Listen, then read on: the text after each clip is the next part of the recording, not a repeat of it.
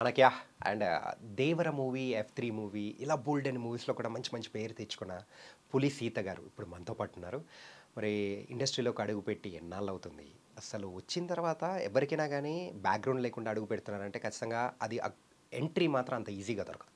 So, పడిన కష్టాలు గానీ సర్లేండి కష్టాలనడం కంటే అసలు సినిమా కష్టాలంటే ఇంకా బావుంటుందేమో.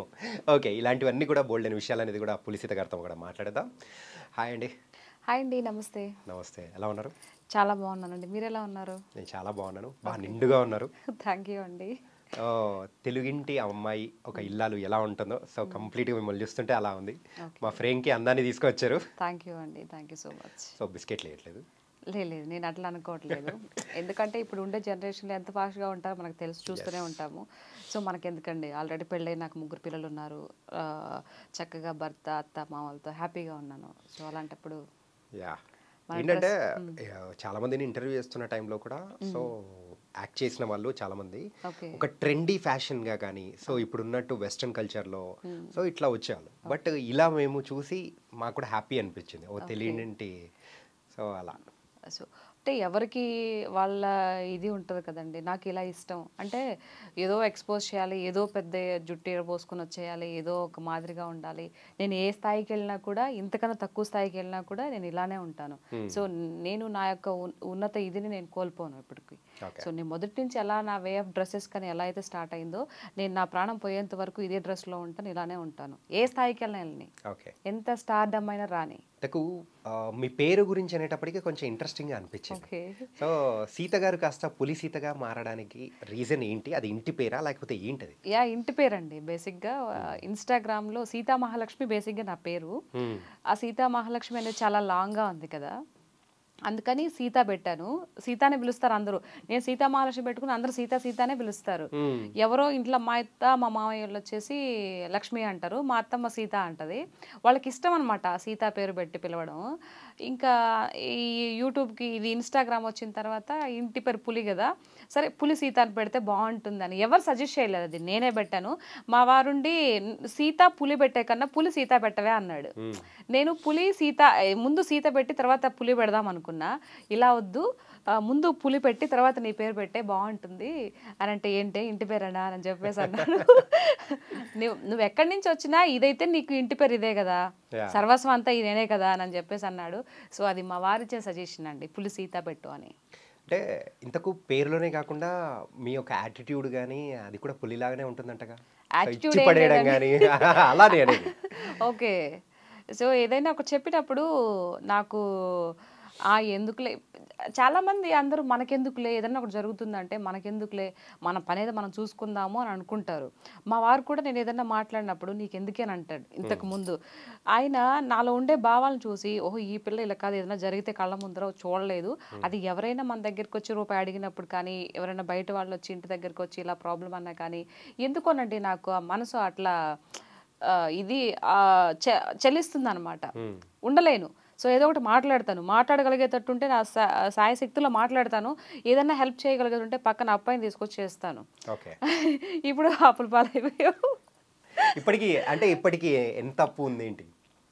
ఇప్పుడు ప్రెజెంట్ ఉందండి ఒక 3, 4 లాక్. ఎక్కువ అప్పులంటే ఎక్కువేం కాదులేండి. మామూలుగా సాధారణమైన అప్పులు. ఓకే. హ్మ్. నైస్. అదే. మరి ఎంత ప్లస్‌లో ఉన్నారు? ప్లస్ ఏం లేదండి. నాకెంతవరకు కావాలో నా బిడ్డల చదువులకి. సో అత్త, మామకి బాలేదు కదా, పెద్దవాళ్ళు కదా, వాళ్ళకి ఏదన్నా హెల్త్ షుగర్ అంతా ఉంటే టాబ్లెట్స్‌కి. నా ఇంటి వరకు ఈ పొదుపులు, ఈఎంఐలు ఇవన్నీ ఉంటాయి కదా, ప్రతి ఒక్క కామన్‌గా యాహ్! ఉండేటియే. సేమ్ నాకు కూడా అవే ఉన్నాయి. నాకు అంతవరకు ఉంటే చాలండి. అంతకు మించి ఎక్కువ అత్యాశ కూడా నాకు లేదు, రాదు కూడా. ఓకే. హ్మ్. సో, ఇయన్నీ మాట్లాడుకున్నాం. కానీ మీ సినీ జర్నీ అనేది అసలు ఫస్ట్ 'దేవర' మూవీ గురించి మాట్లాడుకుందాం. ఎందుకంటే అది రీసెంట్‌గా మీకంటే మంచి అవునవును. పేరు అనేది తీసుకొచ్చింది. అవును. సో, మీ యొక్క క్యారెక్టరైజేషన్ గానీ, ఎన్టీఆర్ గారితో ఎలా ఉన్నింది? ఏంటి? ఎన్టీఆర్ గారితో ఇది మొన్న తీసిన దాంట్లో ఆయన ఎన్టీఆర్ గారితో కాంబినేషన్ లేదు. సో సెకండ్ పార్ట్‌కి ఉంటుంది అని అన్నారు. హ్మ్. అది జస్ట్ ఇంట్రడక్షన్ లాగనమాట. నేనొచ్చి శ్రీకాంత్ గారితో మాట్లాడి, ఏంది కుదిర్చి నిప్పెట్టినది నీ కూతురు అని చెప్పేసి ఆ అమ్మాయి మీదకెళ్ళి పిలుస్తూ అంటే వీళ్ళు పిలవరు. లోపల నేనెళ్ళి ఆ డోర్ బద్దలు చేసుకుంటే ఆ అమ్మాయి స్నానం చేస్తూ ఉంటది. అప్పుడు ఒక మాట మాట్లాడి తిట్టేసి వచ్చేస్తాను. అసలు ఈవిడ ఎవరు? ఇడికి ఎందుకు వచ్చింది, ఎందుకు ఆ అమ్మాయి మీద తిట్టింది అనేది సెకండ్ పార్ట్, అదే నా వర్షను. జాన్వి గారితో మాత్రం ఉండింది కదా. తెలుగు ఫిలిం ఇండస్ట్రీలో తెలుగు అమ్మాయి ఫస్ట్ సినిమా, అండ్ దట్ నాకు కూడా ఆ అమ్మాయి మాట్లాడడం కూడా ఫస్ట్ నాతోనే, నేనే ఆవిడతో మాట్లాడడం చాలా హ్యాపీ అనిపించింది. ఇంట్రడక్షన్ షాట్ అది నెక్స్ట్ అదే ఇంటర్వెల్ తర్వాత వచ్చే ఆవిడ ఇంట్రడక్షన్. అవును, ఎస్ కరెక్ట్ మీరు చెప్పింది. ఆవిడ ఫస్ట్ ఏదైతే చూపిస్తారో అక్కడ నేను తిట్టడం అనేది చాలా హైలైట్ అయింది ఆ సీన్. బాగుంది, ఆ స్లాంగ్ కూడా బాగుంది. ఏంటంటే కంప్లీట్ అది వైజాగ్ సైడ్ స్లాంగ్ ఏదో సంథింగ్ నిప్పెట్టినది అని అంటే అది వేరేది కదా. అంటే చిత్తూరు ఏంది నిప్పెట్టినది, నిన్న మా కాబోయే అల్లుడు బట్టలు అదికివ్వడానికి పోతే నీ కూతురు తంగ కనిపించి సిగ్గుపడుతూ ఓరకంటతో చూసి నవ్విందంట. మీ తంగ కాడంటే ఇష్టం ఉందేమోనని రేపు పెట్టుకోవాల్సి రకాల కొద్ది రోజులు వాయిదా వేయమంటున్నాడు. ఈరోజు అటు ఇటు తేలిపోవాలి, పిలువు నీ కూతుర్ని. అది ఏ స్లాంగ్ చెప్పడం కూడా కొంచెం కష్టం చెప్పడం. అంటే వాళ్ళు అదేగే చెప్పారు. నాకు ఏదైనా చెప్పారు అంటే అది టక్కన పట్టుకుంటాను నేను, అది నాకు కష్టమే లేదు. డైలాగ్స్ వర్షన్ వస్తే మటుకు సమస్య లేదు, నేను చాలా తొందరగా నేర్చేసుకుంటాను. ఒకసారి నేర్చుకున్నానంటే ఇంకా బ్రెయిన్లో నుంచి పోదు అది. ఓకే, అంటే ఈ దేవర్ మూవీ గురించి ఓకే, అంటే F3లో మాత్రం మీకు మంచి పేరు వచ్చింది కదా. అవును, వెంకట్రావు పెళ్ళ ఇప్పుడు కూడా అంటారు, నేను ఏదన్నా యూట్యూబ్లో లైవ్ అట్ట చేసినప్పుడు అయ్యో వెంకట్రావు పెళ్ళని చూసాను, నాకు బాగా ఇది వచ్చింది. ఎక్కడికి వెళ్ళినా కూడా వెంకట్రావు పెళ్ళం వైఫ్ క్యారెక్టర్ వెంకట్రావు పెళ్ళని చూసాము. అది అంటే ఒక మనిషి డైలాగ్ మాట్లాడకుండా జస్ట్ ఓన్లీ విత్ ఎక్స్ప్రెషన్స్. అప్పుడు వెంకటేష్ గారు నేను వెంకట్రావు పెళ్ళని చూసాను బాయ్ అన్నప్పుడల్లా ఇలా పెట్టుకుని ఇలా సిగ్గు ఇలా పెట్టి ఫైట్ సింగ్తో ఇలా పెట్టి సిగ్గుపడటం అనేది అది చాలా బాగా, అది credit goes to Anil Ravipudi sir. ఆయన ఒక్కొక్క క్యారెక్టర్ని అలా ఇది చేస్తారనమాట. Very good person. అంటే రీసెంట్ గా వచ్చిన సంక్రాంతికి వస్తున్నాంలో మీకేం క్యారెక్టర్ ఏమో అంటే నాకు అప్పుడు అందులో ఏం లేదని చెప్పారు. ఆఫీస్కి వెళ్ళాను కానీ ఈ మూవీలో ఏం లేవు, అంతే పెద్ద క్యారెక్టర్స్ లేవు కదా. ఇప్పుడు మనం చూసాం కదా, లేవు అని చెప్పేసి అన్నారు. ఓకే సరే, సో నెక్స్ట్ ఇప్పుడు లేకపోతే నెక్స్ట్ మూవీలో ఇస్తారులే అని చెప్పేసి. Okay, nice. ఇంతకు మీ ఫిల్మోగ్రఫీలో చూసుకుంటే సుమారు ఒక 20+ మూవీస్ చేశారా? 25 అబోవ్ ఉంటుందండి. 25 అబోవ్. నెక్స్ట్ ఆర్టిస్ట్ అనే మూవీ గ్లిమ్స్ కూడా మీరు యూట్యూబ్లో కొడితే చూస్తే వస్తుంది. సో అందులో కూడా నా రోల్ చాలా అద్భుతంగా ఉంటుంది. ఆ మూవీలో కూడా ఆర్టిస్ట్ అనేది అది ఎలా అంటే సినిమా పేరు ఆర్టిస్ట్. ఆర్టిస్ట్ అంటే ఎట్లా మనం యాక్టింగ్ చేసే ఆర్టిస్ట్ అంటారు కదా, అలా కాకుండా ఒక పర్సన్ని మర్డర్ చేయడం కూడా ఒక ఆర్ట్ కదా, దట్ ఈజ్ ఆర్టిస్ట్. కొంపదీస్ మీరు ఏమైనా మర్డర్లు చేస్తారా? లేదు, నేను చేయలేదు. ఆ మూవీలో ఏంటనే సస్పెన్స్ అనమాట, చెప్పకూడదు. ఆ మూవీ చూస్తే అర్థమవుతుంది. సో ఆ మూవీ నెక్స్ట్ ఫెబ్లో రిలీజ్ అనుకుంటున్నారు, ఇంకా ఏ విషయం అని చెప్పలేదు. సో ఆ మూవీ గురించి ఆడిషన్ ప్రీ రిలీజ్ ఈవెంట్ పెట్టినప్పుడు సో అందరం మాట్లాడదాం, అప్పుడు తెలుస్తుంది. అప్పుడు మీడియా వాళ్ళందరూ మీరు ఏంటంటే ఆ చంపడం అనేది కూడా ఒక ఆర్ట్ అని చెప్పేసి కొత్త రకంగా చెప్పబోతున్నారు చూసారా. మరి అంతే కదా ఆర్ట్. Okay, nice. చాలా బాగుందండి అసలు మూవీ, చాలా బాగా కూడా వచ్చింది. రిషి గారు డైరెక్టరు అసలు ఎంత అద్భుతంగా తీశారు అని అంటే నిజంగా తన యొక్క ఆ కష్టాన్ని ఆ మూవీ మీద చూపించారు. చాలా బాగుందండి, ఎక్స్ట్రాడినరీ అసలు. నేను ఆ మూవీలో చేశానని చెప్పట్లేదు, చేశాను కాబట్టి ఈ విధంగా చెప్పట్లేదు. మీరు ఒకసారి చూడండి, పెట్టున్నారు అందరు యూట్యూబ్. మీరు ఆ లైన్ చెప్పేటప్పటికే అరే నాకే విచిత్రంగా అనిపించింది. అవును కదా, అరే ఏంటిది, అవును దాన్ని కూడా ఆర్టే అంటారు కదా అని ఒక రకంగా ఒప్పుకోవాలనిపిస్తుంది, కానీ ఒప్పుకోకూడదు. కానీ అది ఏంటి అనేది మీరు ఆ మూవీ చూస్తే అర్థమవుతుంది. ఏంటబ్బా ఇతను ఆర్టిస్ట్ అని మూవీ పెట్టాడు, అన్ని మర్డర్స్ ఉన్నాయి, ఏంటి అసలు ఏంటి కథ అని దాని లోపలికి వెళ్ళినప్పుడు తెలుస్తుంది అద్భుతాలన్నీ. అసలు ఎంత బ్రెయిన్ అండి డైరెక్టర్ గారికి, అవి ఎట్లా రాసాడా ఈ మనిషి అన్నట్టు అనిపించింది నాకు. ఇంత స్పష్టంగా ఇప్పుడు చాలా మంది డైరెక్టర్లు చాలా పెద్ద సినిమాలు తీస్తూ ఉంటారు, కానీ ఇప్పుడు వస్తున్న అప్కమింగ్ డైరెక్టర్లో ఇతను అసలు వేరే లెవెల్ అండి టాలెంట్. అసలు నాకే ఓకే సరే రేపు ప్రజలు చెప్తారు ఏ విషయమైనని, ఎక్కువ చెప్పకూడదు. అద్భుతం. మీరు ఫస్ట్ మూవీ ఎక్కడ మొదలైంది, ఎవరితో? నా ఫస్ట్ పిక్చర్ వచ్చేసి జై జానకి నాయక, మా డైరెక్టర్ బోయపాటి సార్ మాట్లాడారు అనమాట. ఓకే. వెళ్ళాను. వెళ్తే అక్కడ లోపల సార్ ఉన్నారు అని అంటే ఫస్ట్ టైం కదా, ఇదేంటి చిన్న యాక్టర్లు కూడా పెద్ద డైరెక్టర్లు కలుస్తారా అప్పటికే ఆయన స్టార్డమ్ యా. ఇది ఉంది. నా ఫస్ట్ పిచ్ జయజానకి నాయక్ అది. వెళ్ళంగానే నమస్తే సార్ అంటే నమస్తే అమ్మా ఎక్కడ ఏ ఊరు అని చెప్పేసి అడిగారు. సార్ సోన్ అని చెప్తే కూర్చోమ్మా యాక్టింగ్ ఇంతకుముందు చేశారా ఏంటి అంటే నాకు ఏమీ తెలియదు సార్, ఇదే ఫస్ట్, ఎవరో చెప్తే ఇట్లా కొత్త వాళ్ళకే ఇస్తున్నారంట అవకాశం అని చెప్తే ఇలా వచ్చాను అంతే సార్ అంటే ఆహా అచ్చా అచ్చా అవునా ఇంతకుముందు ఏం చేస్తున్నా అంటే నేను అకౌంటెంట్గా జాబ్ చేస్తున్నాను సార్ అని చెప్పాను. చెప్తే ఆహా అవునమ్మా ఓకే ఏదన్నా డైలాగ్ చెప్తారా అంటే అప్పుడు ఒక డైలాగ్ చెప్పాను, ఏమంటివి ఏమంటివి అని డైలాగ్ చెప్పాను. అది సారు ఎక్స్ప్రెషన్స్ ఏమీ లేవు, వింటా ఉన్నాడు. అయిపోయిందా అన్నాడు. అయిపోయినాక ఓకే బాగా చెప్పావు అని చెప్పేసి అన్నారు. ఓకే మీ నెంబరు మీ ఫోన్ నెంబర్ అక్కడ ఇచ్చేసి వెళ్తే మీకు కాల్ వస్తుంది చెప్తానమ్మా అన్నాడు. సో నాకు ఫస్ట్ అట్లా ఆయన ఒక మంచి మనసుతో నాకు ఒక అవకాశం ఇవ్వడం జరిగింది బోయపాటి గారు. సచ్ ఏ గుడ్ పర్సన్ అండి, వెరీ గుడ్. సో సార్ మిమ్మల్ని జై అని అలా ఇంట్రడక్షన్ ఇచ్చారనమాట మీకు. బాగుంది, పెట్టిన ఒక్క సీన్ అయినా ఒక్క సెకండ్ అలా వచ్చినా కూడా బాగుంది. నా ఫస్ట్ ఎక్స్పీరియన్స్ అనమాట అది. First experience. అమ్మని మర్చిపోలేను, ఆవు పాలను మర్చిపోలేను, అట్లా బోయపాటి సార్ని కూడా మర్చిపోలేను. అసలు అద్దరగొట్టేశారు అసలు. ఈ ఒక్కడ ఇలా మామూలు రిపీట్లో లూప్లో వేసుకుంటారు. నిజంగా అంతే కదండి, నాకు ఫస్ట్ అవకాశం ఇచ్చింది తను సారు. నాకు యాక్టింగ్ రాకపోయినా ఫస్ట్ టైము ఆయన చెప్పి చేయించుకున్నారు అక్కడ ఆ లొకేషన్లో.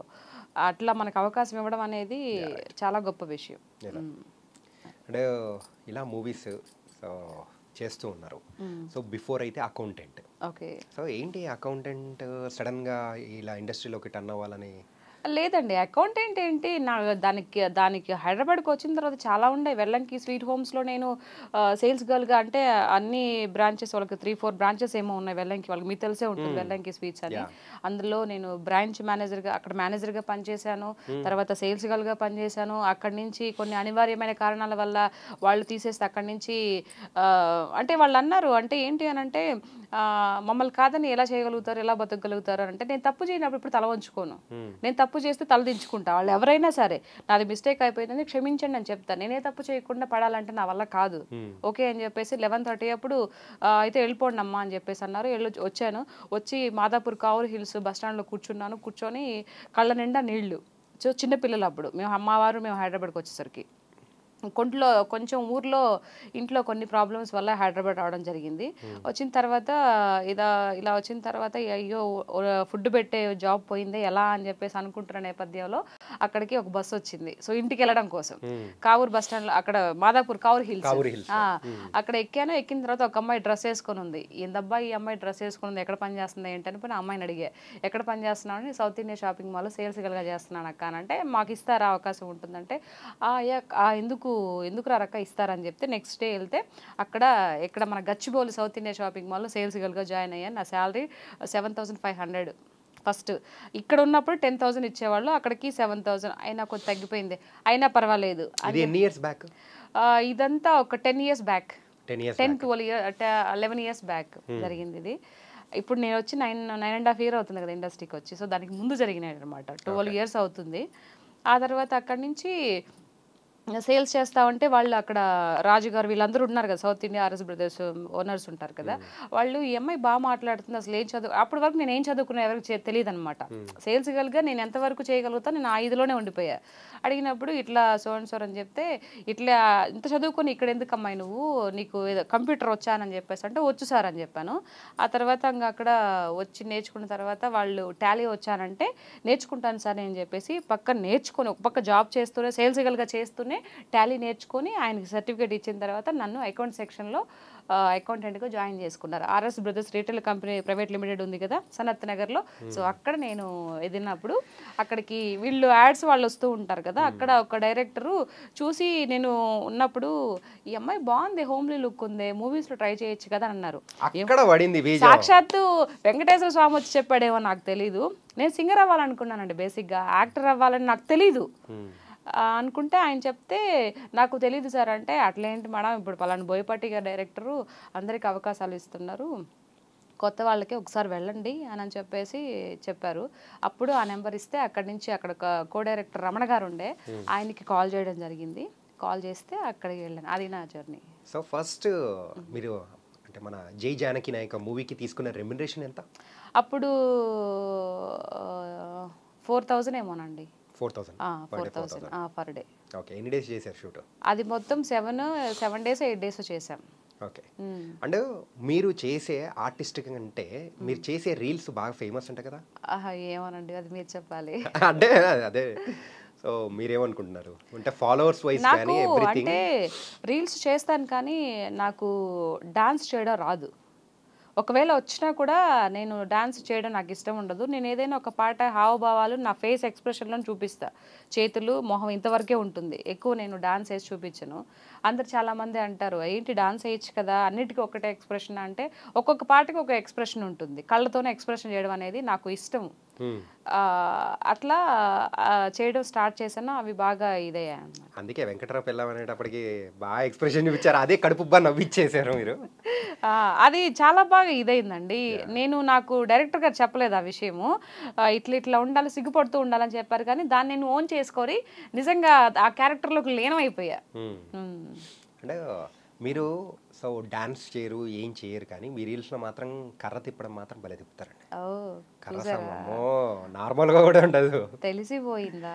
ఇది ఎప్పటి నుంచి అలవాటు? మరి తెలిసిపోదా మేడం?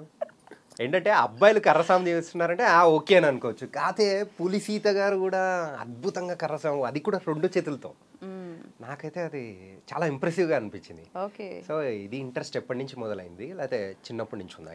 లేదండి, ఏదో ఒక మూవీ కోసము నేర్చుకోమన్నారు.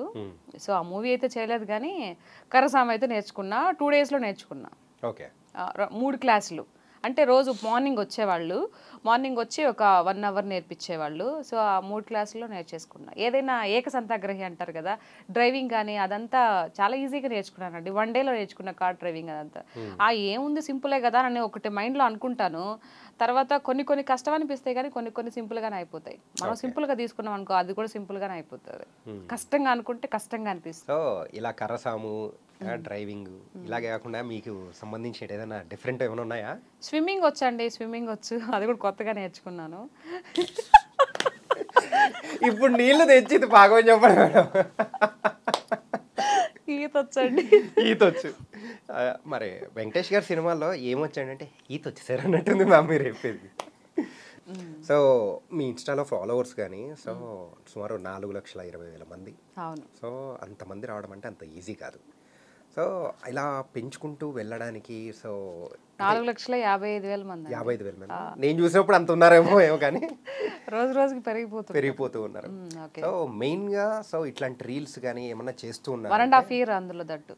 1.5 yearలోనేనా ఇంత తక్కువ టైంలో అంతమంది ఫాలోవర్స్ రావడానికి గల రీజన్ ఏంటనుకుంటున్నారు? అభిమానం అండి. ఇప్పుడు ఈరోజు ఎంత పెద్ద స్టార్ అవ్వడానికైనా, ఎంత పెద్ద హీరో అవ్వడానికైనా దానికి కారణం ఎవరు? మనమే. అంటే చూసే ప్రేక్షకులు వాళ్ళు నన్ను అంత ఆదరిస్తున్నారు, వాళ్ళందరికీ నేను ఎప్పుడు రుణపడి ఉంటాను. దట్టు ఏంటంటే నా పొలిటికల్ కెరియర్ కూడా ఒకవేళ నేను సక్సెస్ అయితే కనుక, అవుతానని అనుకోవట్లేదు, ఎందుకంటే ఎమ్మెల్యేనో ఎంపీనో లేకపోతే ఇది ఏమంటారు ఈజీ కాదు. ఒకవేళ ఇట్లాంటి ఎందుకు అంటే మన దగ్గర మనీ బ్యాక్గ్రౌండ్ ఏం లేదు, పెద్దవాళ్ళ బ్యాక్గ్రౌండ్ కూడా ఏం లేదు, రాదు అని అనుకుంటున్నాను. ఒకవేళ వస్తే నన్ను ఆదరించినటువంటి నా ప్రజలకి కంపల్సరీ న్యాయం చేస్తానండి. ఏంటి పొలిటికల్ బ్యాక్గ్రౌండ్ ఏంటి? ఇదైతే నేను అనుకున్న దాంట్లో అసలు లేదా? ఓకే. అసలు ఏంటిది? నేను యాక్చువల్గా మిమ్మల్ని ఓన్లీ యాక్ట్రెస్ లాగానే అదే ఆలోచించి దాని ప్రకారం వెళ్దాం అనుకుంటే మీరైతే లేదు నాలో ఇది కూడా ఉంది అన్నట్టు మీరు తీసుకొని వచ్చారు. అన్నీ ఉంటేనే కదా మనిషి. అంటే ప్రాపర్ ఎక్కడండి మీది? నెల్లూరు అండి. నెల్లూరు. ఓకే. నెల్లూరులో ఏమంటారో తెలుసా? నెల్లూరు నిర్జాలను అంటారు, అంతే కదా. అంతే కదా. మీరు ఇంత స్ట్రైట్ ఫార్వర్డ్గా డేరింగ్గా డాషింగ్గా ఉండడానికి సో అక్కడి నుంచి వచ్చిన సోర్స్ అనుకోవచ్చా? సోర్సు అని అంటే ఒక్కొక్కరిని చూసి ఇదవుతుంది కదా. ఇప్పుడు నా వెనకాతలు ఏం లేకపోయినా ద పవర్ ఆఫ్ వచ్చేసి మా హస్బెండ్ అండి. నాకు నా ఫ్యామిలీ, నా హస్బెండ్ ఇంక వేరే ఎవరు లేరు. అట్లా అని చెప్పి డబ్బు కూడా లేదు, మేము మిడిల్ క్లాస్ అంతే. మీరు వచ్చి ఎంక్వైరీ చేసుకోవచ్చు. ఎంక్వైరీ ఎందుకండి, మేము ఆల్రెడీ సో మీ యొక్క ప్రొఫైల్ అనేది చూస్తూ ఉంటేనే దాన్ని బట్టి అర్థమైపోతుంది. 1,000 కోట్ల ఆస్తులు ఏం లేవు, లక్షల కోట్లు ఏం లేవు. సో ధైర్యం ఉంది, గుండెల నిండా ధైర్యం అయితే ఉంది. మా పవన్ కళ్యాణ్ గారు చెప్పినట్టు దోవంతా గుంతలు, కను చీకటి, చేతిలో లైట్ అన్నట్టు ఇవన్నీ డబ్బులు ఆస్తులు అంతస్తులు లేకపోయినా మాట్లాడడానికి ధైర్యం ఉంది. ఓకే. తనకి సపోర్ట్ ఇచ్చే నా భర్త ఉన్నాడు, నా ఫ్యామిలీ ఉంది, అంతకు మించి ఏం కావాలి. మీ హస్బెండ్ ఏం చేస్తూ ఉంటారు? ఫార్మర్ అండి, వ్యవసాయం. ఎక్కడండి? నెల్లూరులోనే. నెల్లూరేనా? అక్కడేనా? సో ఒకవేళ మూవీ ఏదైనా షూటింగ్స్ ఉన్నాయంటే ఎట్లా వచ్చి వెళ్తూ ఉంటారు? వచ్చేసి ఇక్కడ వెళ్తూ ఉంటాను. ఇక్కడ జూబ్లీ హిల్స్ రోడ్ నెంబర్ 10 మా హౌస్. నా హౌస్ కాదు, రెంటెడ్ హౌసే. సో మనం ఉన్న రోజులు మనదే కదా, అక్కడ ఉంటాం అనమాట. ఉండేసి ఎప్పుడైనా పిల్లల హాలిడేస్కి, దసరా హాలిడేస్కి అట్లా పిల్లలు కూడా వస్తూ ఉంటారు. వచ్చి నేను ఇక్కడ షూటింగ్స్ ఉంటే షూటింగ్ చేసుకుంటాను, లేదు ఖాళీగా ఉన్నానంటే వెళ్ళిపోతాను అనమాట. అంతే. ఇంటికి వెళ్ళి ఊరికెళ్ళి మా తోటలో పని చేసుకుంటాను. మల్లి చెట్లలో, మామిడి చెట్లలో పాదులు తీయడం, గడ్డి తీసుకోవడం, అట్లా ఖాళీ ఉండనండి. నా పని నేను చేసుకుంటాను. ఎప్పుడు ఎలా ఉంటుందో తెలియదు కదా. సో ఇది కలర్ ఇండస్ట్రీ అనేది కళల ప్రపంచం. మనకు రావచ్చు, రాకపోవచ్చు. ఈరోజు బాగా వస్తాయి అనుకోవడానికి లేదు, అట్లా అని చెప్పేసి రావు అనుకోవడానికి కూడా లేదు. నాకు టాలెంట్ ఉంది. సో ఏదో కొద్దో గొప్ప కొంచెం బాగానే ఉంటాను, మరీ అంత కాకపోయినా కొంచెం బాగానే ఉంటాను. సో వస్తాయని ఒక ఆకాంక్ష. రాకపోయినా పర్లేదు, 10 బర్రెలు పెట్టుకొని మంచిగా వ్యవసాయం చేసుకుంటాను, ఇబ్బంది ఏమి లేదు. బతకడానికి ఎంత అండి, చిన్న కడుపుకి ఇంత అన్నం సరిపోతుంది కదా. నాకు పెద్ద ఆశలేం కోరికలేం లేవు. ఓకే. సరే, ఆశలు లేవు, కోరికలు లేవు, ఏమీ లేవు, ఎలా అయినా బతికేస్తాను అని చెప్పేసి నన్ను మీరు అంటున్నారు. ఓకే. కాకపోతే గుండెల నిండా ధైర్యం ఉంది. సో ఒక 10 సంవత్సరాల తర్వాత ఇండస్ట్రీ వరకే, సో పొలిటికల్ని పక్కన పెడదాం. సో ఇండస్ట్రీ పరంగా మిమ్మల్ని మీరు ఎక్కడ చూసుకోవాలనుకుంటున్నారు? నేను ఫస్ట్ ఈ ఇండస్ట్రీకి అనుకోకుండా వచ్చాను. ఏదో అయిదా అని చెప్పేసి రాలేదు, అనుకోకుండా వచ్చాను. కాబట్టి నా గమ్యం కూడా ఏదో ప్లాన్ చేసే ఉంటాడని అనుకుంటున్నా. భగవంతుడే తీసుకొచ్చాడు, లేకపోతే నాకు ఇష్టమయ్యి నేనేం వెతుక్కుంటూ రాలేదన్నమాట. భగవంతుడు ఒక దారి చూపించాడు, ఆయనే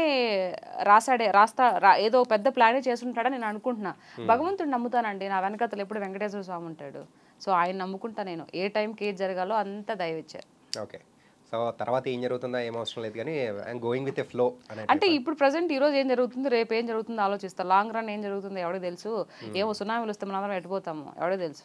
ఎందుకంటే సునామీలు తీసుకొని వస్తారు. ఆల్రెడీ డిసెంబర్ దాటేసినా ఎప్పుడు అంటే ప్రకృతిని చాలా ఇది చేస్తున్నారు కదా, అందరూ నాశనం చేస్తున్నారు. అట్లాంటప్పుడు ప్రకృతి కూడా మన మీద ఆగ్రహించడం తప్పేం కాదని నేను అనుకుంటా. మనకు చక్కగా ఉంటే ప్రకృతి కూడా చక్కగా ఉంటుంది. ఎక్కడ చక్కగా పెడుతున్నారు? ఓకే. ఇప్పుడు ఈ పాయింట్ మీద నేను ఒకటి అడుగుతాను. సో ఇప్పుడు చెప్పిన పాయింట్ అనేది, సో ఒక రీల్ చేసి పెట్టారనుకోండి, దానికి ఎన్ని లైకులు వస్తాయి? అండ్ మీరు నార్మల్గా చేసే ఒక సాంగ్ తీసుకొని అట్లా ఫేషియల్ ఎక్స్ప్రెషన్స్తో నీట్గా చేసి అట్లా పెట్టారనుకో, దేనికి ఎక్కువ లైకులు వస్తాయి? నేను మాట్లాడే ప్రతి ఒక్కదానికి లైకులు వస్తాయండి. కాకపోతే ఆ 2 దాలలో నేను చెప్పేది, ఆ 2 దాలలో ఎక్కువ దేనికి వస్తుంది? ఇప్పుడు ప్రకృతి గురించి మాట్లాడాను కదా, దానికి ఎక్కువ లైకులు వస్తాయి.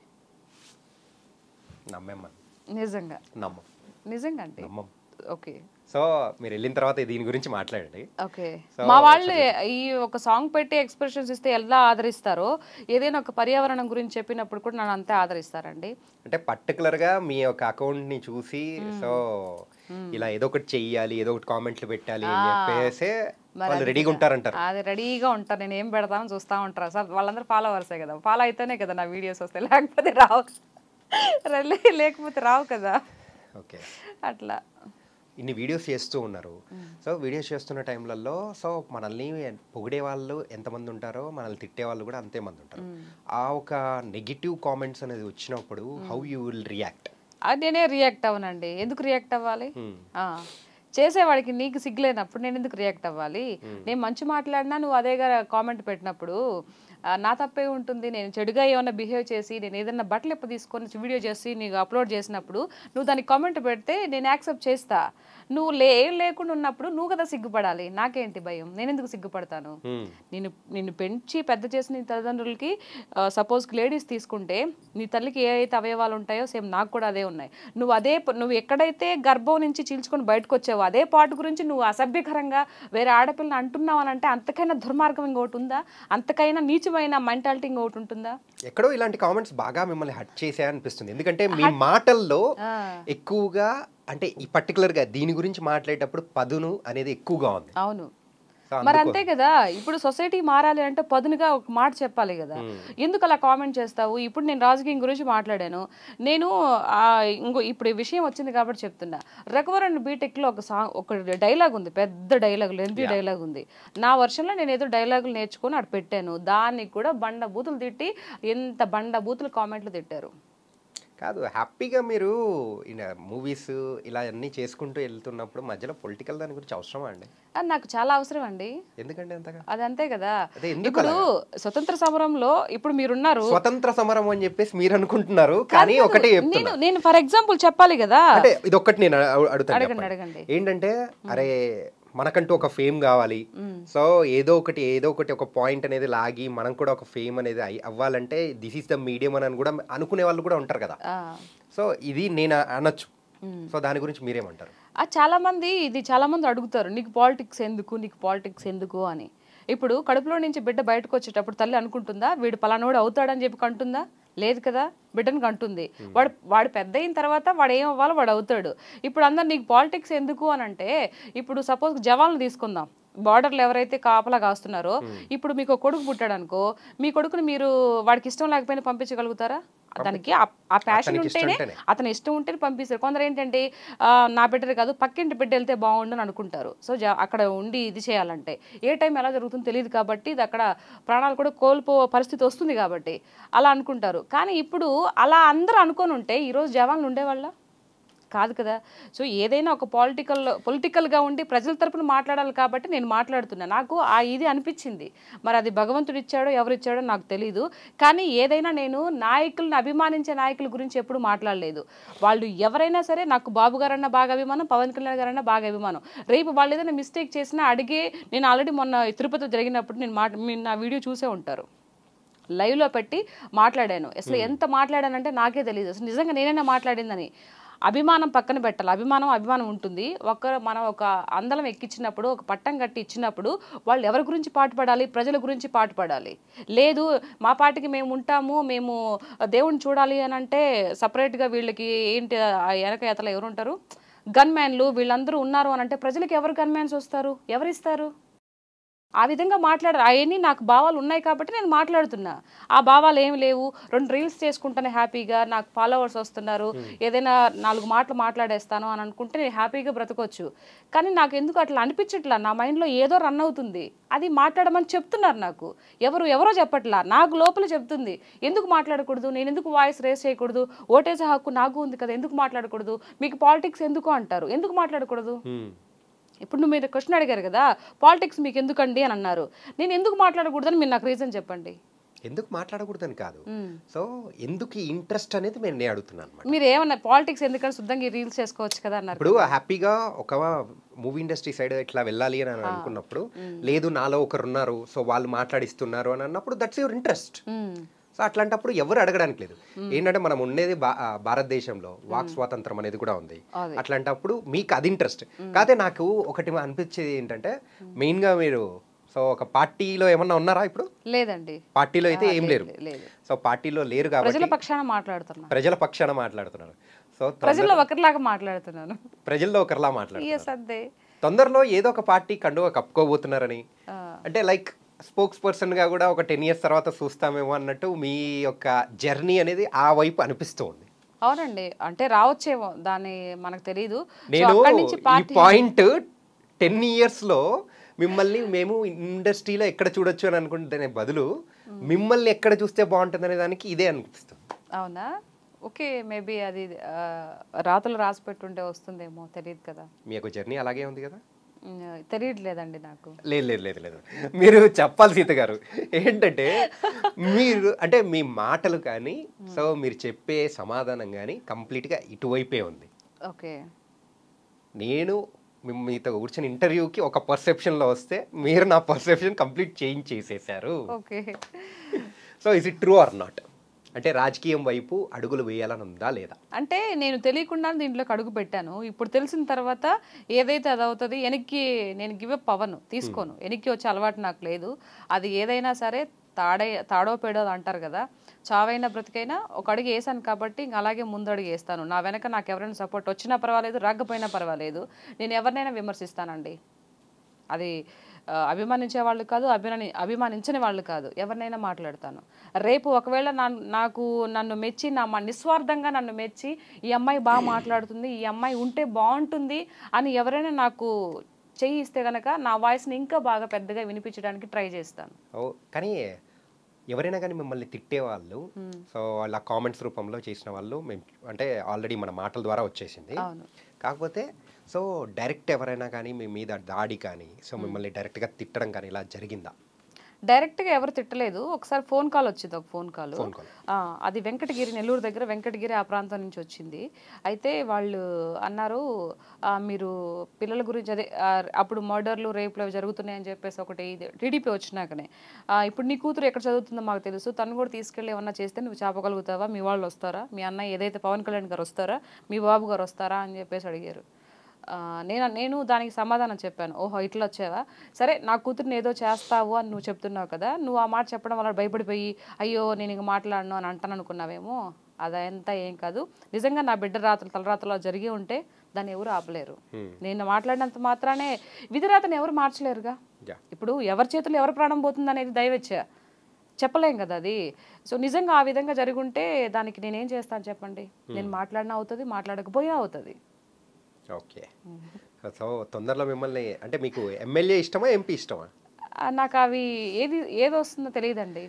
అంటే రావడం మాత్రం పక్కా పక్కా అని కూడా నేను చెప్పలే, ఎలా చెప్తానండి. అంటే ఏది వస్తుందో తెలియదు అన్నప్పుడు ఏదో ఒకటి వస్తుందని అనుకోవచ్చు కదా. అంటే ఏదో ఒకటి వస్తుంది అని అంటే మనము ప్రజల పక్షాన మాట్లాడుతున్నప్పుడు ప్రజలకి ఏదో చేయాలని ఒక బలమైన సంకల్పం మనకు ఉన్నప్పుడు అది ఎలా వరుస్తుందో మనం చెప్పలేం కదా. ఎమ్మెల్యేగా వరుస్తుందో, ఎమ్మెల్సీగా వరుస్తుందో, ఎంపీగా వరుస్తుందో మనం చెప్పలేం కదా. అండ్ దట్ మనం అంతగా అనుకోవడానికి మన వెనకాతల వేల కోట్లు లేవు కదా. నేను ఒక 10 కోట్లు పడేసి అవ్వతాను, నాకు ఎందుకు లేదు డబ్బు ఉంది వెనకాతల అని చెప్పేసి అనుకునే ఒక ఇది ఉంటుంది. బట్ అది కూడా లేదు. ఒక సామాన్యమైనటువంటి నేను ఒక ఆడపిల్లని, ఒక మంచి వైఫ్ని, 3 బిడ్డలకు తల్లిని, ఇట్లా ఉన్న ఒక మిడిల్ క్లాస్ చెందిన అయినటువంటి అమ్మాయిని, పొలిటికల్ బ్యాక్గ్రౌండ్ ఏది లేదు, అట్లాంటి ఉన్న నేను ఎలా అవుతాను ఎమ్మెల్యే, ఎంపీ ఎలా అవుతాను? ఒకటి చెప్పనా అండి, నిస్వార్థంగా ఎవరైనా అవకాశం ఇస్తే తప్పితే. ఏంటంటే 1000 కోట్లు ఇట్లా అని చెప్పేసి మీరు అంటున్నారు. సో కాకపోతే అంతకంటే అంతకు 1000 రెట్లు బలమైనది, సో ఆ ధైర్యం అనేది మీ దగ్గర ఉంది. అవును. సో అదొక్కటి చాలండి ప్రపంచాన్ని జయించడానికి. నా తత్వం ఏంటి అని అంటే, నోటుకు ఓటు తీసుకుని ఓట్లు వేయించుకునే రకం నేను కాదు. ఒకవేళ రేపు నిజంగా నన్ను నమ్మి నా ఆత్మకూరు నియోజకవర్గంలో ఒకవేళ రేపు 10 ఏళ్ల తర్వాత అయినా కానీ నిలబడే కెపాసిటీ, హక్కు నాకు ఇచ్చారు, ఒక టికెట్ ఏదైనా ఇచ్చారు అని అంటే నేను ₹1 కూడా ఇవ్వను. నా దగ్గర లేవు, నేను ఇయ్యను. మీకు మీ భవిష్యత్తు బాగుండాలి, మీకు అనుకున్నట్టు జరగాలి అని అంటే ఓటేసి గెలిపించిన ఇది మాత్రం చెప్పగలుగుతాను. కానీ లేదు నా దగ్గర ఇన్ని కోట్లునే పంచుతాను, ఓటుకి నోట్ అనేది నా మైండ్ సెట్ ఎప్పటి నుంచో. ఎందుకు తీసుకోవాలి డబ్బులు? ఇప్పటి వరకు నాకు ఓటు వచ్చినప్పటి నుంచి నేను 1 పైసా కూడా తీసుకోలేదు, అలా తీసుకుని ఓటేయలేదు. అలా తీసుకున్నప్పుడు నువ్వు అడిగే ఇదిని కోల్పోతావు కదా. ఇప్పుడు నేనున్నానండి, ఎమ్మెల్యే అయ్యాను, నీకు ఒక 10,000 ఇచ్చాను, ఓటుకి 5,000 ఇచ్చాను అనుకో, మీ ఇంట్లో 2 ఓట్లు పడ్డాయి నాకు, నువ్వు నా దగ్గరకు వచ్చి అడిగే హక్కును కోల్పోతావు కదా. ఎవరైనా అంతే కదా. ప్రజలకి నేను ఈ మీడియా ద్వారా ప్రజలకు చెప్తున్నా, ప్లీజ్ దయచేసి నోటుకు ఓటు తీసుకుంటే మీకు ఏవైతే కావాలో, ఏవైతే రావాలో అవన్నీ మీరు కోల్పోతారు. దయచేసి నోటుకు ఓటు తీసుకోకండి. ఒక ఇచ్చినా కూడా మాకు వద్దని చెప్పండి. నైస్ అండి. ఏంటంటే ఒక సైడ్ ఆఫ్ యాంగిల్లో మిమ్మల్ని మీ గురించి తెలుసుకుందామని అనుకున్నా కానీ, సో మరొక డైవర్షన్లో వెళ్ళిపోయి ఎక్కడికెక్కడికో వెళ్ళిపోయి again we came back. Okay, nice. And కాకపోతే ఫైనల్గా ఇంట్లో డామినేషన్ మీరా, మీ హస్బెండా? మా హస్బెండ్ అండి. నా డామినేషన్ ఏమి ఉండదు. నాకు నేను ఈరోజు నిజం సీరియస్గా చెప్తున్నాను, ఈరోజు ఇలా మాట్లాడడానికి కారణం ఎక్కడో మట్టిలో మాణిక్యం. నేను నిజంగా వాస్తవం చెప్పాలంటే ఎక్కడో పల్లెటూరులో చిన్న మిడిల్ క్లాస్ ఫ్యామిలీలో మా నాన్న వచ్చేసి ఫార్మరు, ఏదో 2 బర్రెలు గొర్రెలు ఇవన్నీ ఉంటాయి కదా, కోళ్ళు కుక్క పిల్లలు ఇవన్నీ. అట్లా ఉన్నటువంటి వ్యక్తిని నా భర్త నన్ను ప్రేమించి పెళ్లి చేసుకున్నాడు. లవ్ మ్యారేజ్ మాది. అరౌండ్ 16 అది కంప్లీట్గా 16 సంవత్సరాలు. మాకు ఎలాంటి చిన్న ఇది కూడా లేదు. స్టార్టింగ్ ఎక్కడ ఎంతకు చదువుకునేటప్పుడేనండి, నేను 8th క్లాస్లో అప్పుడు చూసాడంట మా వారు. ఓకే. ఆయన అప్పుడు ఆ 8th క్లాస్ అసలు ఆయన అప్పుడు డిగ్రీ ఏమో అనుకుంటా, డిగ్రీ. అయితే అప్పుడు చూసి చేసుకొని ఈరోజు నేను ఇలా ఇంత అందరి ముందర నేను మాట్లాడడానికి, నా వాయిస్ ఈరోజు ముఖ్యమంత్రులు అందరూ వినడానికి రీజను నా భర్త ఇచ్చినటువంటి ఒక ఇది ఉంటుంది కదా, ఆయన చెప్పబట్టి ఈరోజు మాట్లాడుతున్నాను. ఇది నేను మాట్లాడడం లేదు, నా భర్త నాకు ఇచ్చినటువంటి గౌరవం, ఆయన నాకు ఇచ్చినటువంటి స్వేచ్ఛ. అంటే మీ లవ్ స్టోరీలో అంటే సిమోలు, చేజింగ్లు, కత్తులు తిప్పడాలు అట్లేం లేదండి. సింపుల్ గా అయిపోయింది. అయిపోయిందా? మా ఇంట్లో మా మామయ్య గారితో నేను ఆ పిల్లనే చేసుకుంటాను, నాకు ఆ అమ్మాయే కావాలని చెప్పేసి మా వారు అడగడం గట్టిగా నిలబడ్డాడు. గట్టిగా నిలబడ్డాడు కాబట్టి పేరెంట్స్ కూడా అర్థం చేసుకొని ఒక్కగానొక్క కొడుకు కదా, సరేలే ఏమి ఆస్తులు కూడగట్టుకొని పోతాం, ఎప్పటికైనా ఏమి ఎత్తుకుపోయేది ఏం లేదు కదా, సరే వాడికి ఇచ్చిన అమ్మాయిని చేస్తే వాడు హ్యాపీగా ఉంటాడు కదా అని చెప్పేసి మా అత్త మా మామయ్య మా ఇంటికి వచ్చిన మా అమ్మ నాన్నని అడగడం జరిగింది. సో అప్పుడు అందరి సమక్షంలో, పెద్దల సమక్షంలో లవ్ అండ్ అరేంజ్డ్గా చాలా హ్యాపీగా అందరు ఘనంగా మ్యారేజ్ చేశారు. సో ఇప్పటి వరకు కూడా మా 16 సంవత్సరాలు అవుతుంది, మా ఇద్దరి మధ్య ఎలాంటి ఒక చిన్న ఇది కూడా రాబోదు. ఓకే, నైస్ అండి. అదే. మొత్తానికైతే పులి సీత గారంటే దిష్టి తగులుతుందేమో. గాండ్రించే పులి లాగా సో ఒక టాపిక్ గురించి బాగా గాండ్రించారు. సో నైస్ అండ్ చాలా మంచి ఫ్యామిలీ. సో ఇలాగే సో మీరు ఏదైతే అనుకుంటున్నారో పొలిటికల్ గా అంటే పొలిటికల్ అండ్ మూవీస్ గా అంటే మూవీస్ ఏదైనా కానీ అదేది కాకపోయినా పర్వాలేదు, అదేం కాకపోయినా అయ్యో పర్వాలేదు. చెప్పాను కదండి, అది కాకపోయినా వ్యవసాయం చేసుకుని బతుకుతాను. మాది ముందుగానే ఫార్మర్, పెళ్ళికి చిన్నప్పటి నుంచి కష్టపడి పైకి వచ్చాను, నాకు ఇవన్నీ ఏం కొత్త కాదు.